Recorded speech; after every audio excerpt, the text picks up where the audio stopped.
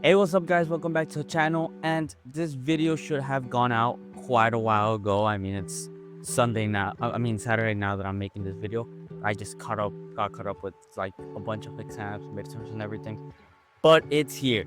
And the first leg of the round of 16 Champions League playoff rounds is done. And oh my god, there was a bunch of goals, a bunch of unexpected wins even, and a bunch of incredible games in this first round of 16. But let's go ahead and start with the Aston Villa versus Club Brugge game. I would say that this game was a lot more even than what the score showed. Aston Villa started winning the game with a Bailey goal, and then soon after, Club Brugge was able to tie it up, and they were pretty even throughout the match. But Aston Villa, just with a horrendous own goal from a Club Brugge defender, they went up ahead like in the 82nd minute, and then from then on, Club Brugge conceded a pen, giving Aston Villa a penalty where Asensio was able to convert that and make it 3-1.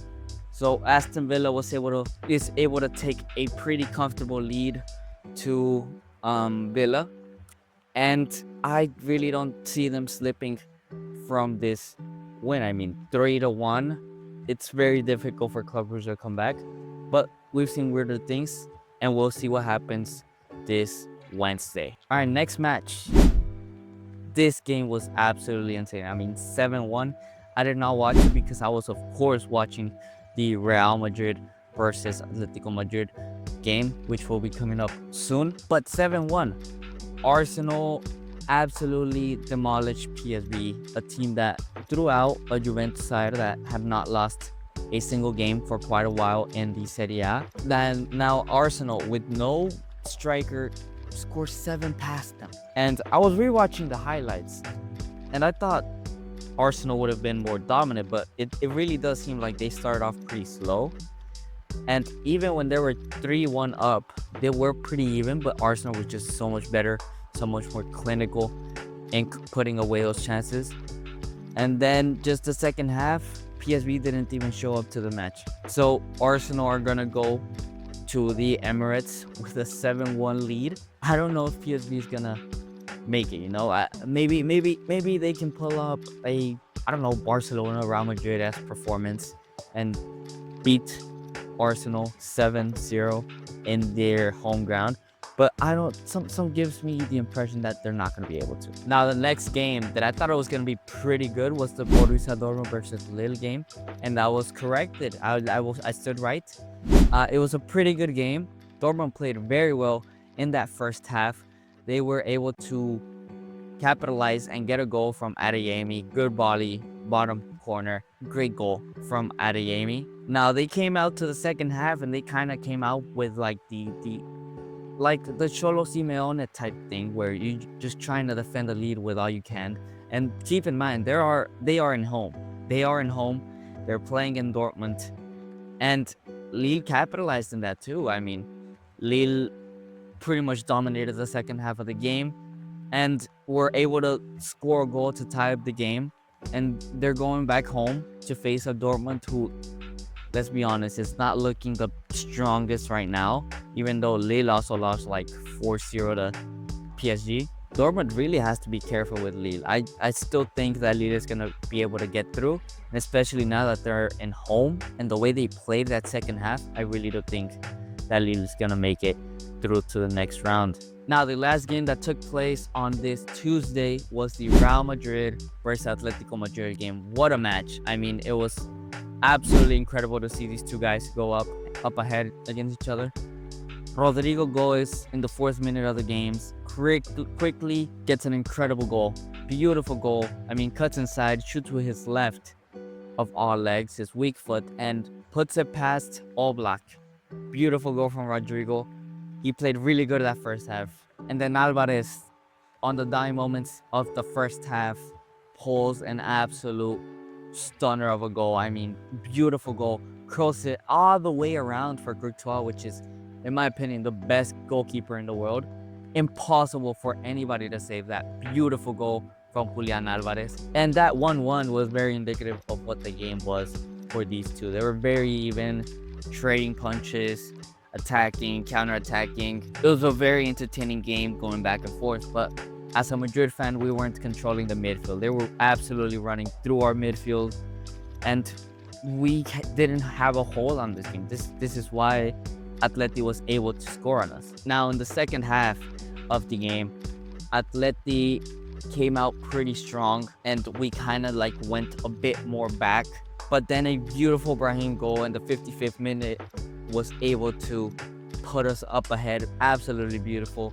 And this guy pretty much broke his ankle to score that goal. It was absolutely beautiful. Just puts it bottom bins for all block, nothing to do there. Took out like 2 defenders. And from then on, Madrid really threw their back off, you know. I mean, we just went back, protected that lead, and Atletico couldn't do anything, you know. After that, it seemed like Real Madrid was impenetrable from Atletico Madrid. We protected that lead, and we ended up winning 2-1 in El Santiago Bernabeu. Now we're going to Wanda. I do not think they're gonna be able to beat us. I really don't. And I think we're gonna come out with everything we got, because Mbappe and Vini were absolutely ghosting the entire match. And remember, keep in mind that Bellingham is gonna be coming back to the starting lineup for this Wednesday matchup. So I'm hoping that with Bellingham's return, Mbappe and Vini can come out from their ghosting era that they had against Atletico Madrid and put up some goals, put up some dribbles, put up some crosses, put up something so that we can expand our lead. Now, for the games that went on this Wednesday, the first game that was up was the Feyenoord versus Inter Milan game, and I had trusted Inter Milan to go through because yes, Feyenoord destroyed, humiliated AC Milan, but Inter Milan are just in an incredible form, and they showed it in this game. I mean, they pretty much nullified any attack that Feyenoord had. I mean, it was absolutely, it was a normal game, you know. Inter did what they had to do, and they are now going back home with a 2-0 win over Feyenoord. Now, the next match was Bayern Munich versus Bayern Leverkusen. Now, this match was very promising, and I did not expect this from Bayern Munich. I mean, a 3-0 result against Bayern Leverkusen, who were absolutely incredible last season, and who this season they haven't been able to beat. I really thought Leverkusen had a better shot against Bayern Munich, but I guess Bayern Munich attack is just different. I mean, Kane with a pen and a header, and Musiala with a wonder goal. Great performance for Bayern Munich. They did what they have to do, and I don't see Leverkusen lifting up from here. I really don't. I mean, it's a 3-0 result, but we'll see what goes on this Tuesday between these two.